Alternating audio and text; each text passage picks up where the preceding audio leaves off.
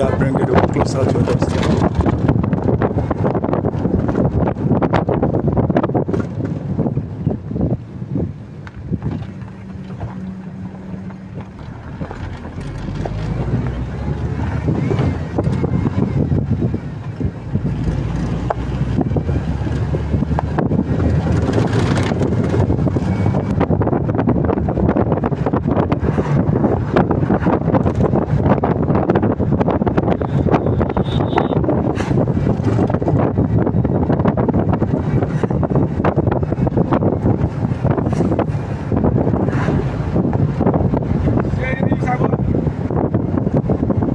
Ọ̀nà tí ẹ ń wò yìí ni ó gbéra láti iwaraja way to ikire to Ibadan. Ọ̀nà yìí ni wọ́n lo ọ̀nà olé símẹ́ǹtì fún tí wọ́n cast. A rí pé láti ọjọ́ tí wọ́n ti ṣe ojú ọ̀nà nílẹ̀ Yorùbá, this road is the best one tí wọ́n ṣe máa ṣe, and iṣẹ́ yẹn fast. Wọ́n ṣe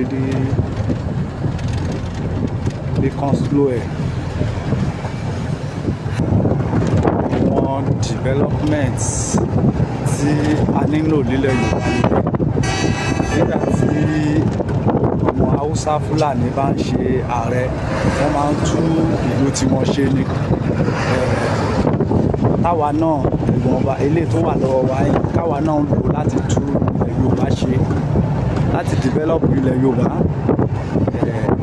Tí ìlú yìí bá dá, kò sí anybody tá máa complain about bóyá gọ́ọ̀mẹ̀ntì ṣe kíní kan àti gọ́ọ̀mẹ̀ntì ò ṣe kíní kan.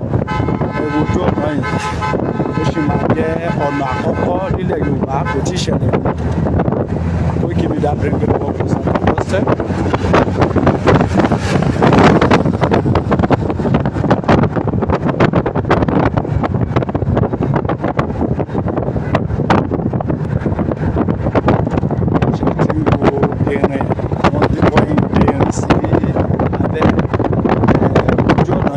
Ọ̀nà tó gbé ni wọ́n ṣe ní some states ní Bayelsa, Port tí wàá rí pé wọ́n ti gbé something like that wọ́n dé ilẹ̀ káàárọ̀ oòjíire. Àwọn nǹkan tí à ń fẹ́ lélẹ̀ káàtúlù ti wá ṣe, ó má máa jẹ́ pé apá òkè ọ̀yà náà tó ìpínlẹ̀ nípa owó ayé àlùmọ́ wọn ní northern state is very low. Àwọn là ń pa owó yẹn, àwọn ló wọ́n ẹ̀jọ́ yẹn ló má máa rí bẹ́ẹ̀. Bá wa tú ilẹ̀ káàárọ̀ oòjíire ṣe. Koikimedia bring it up closer to your doorstep.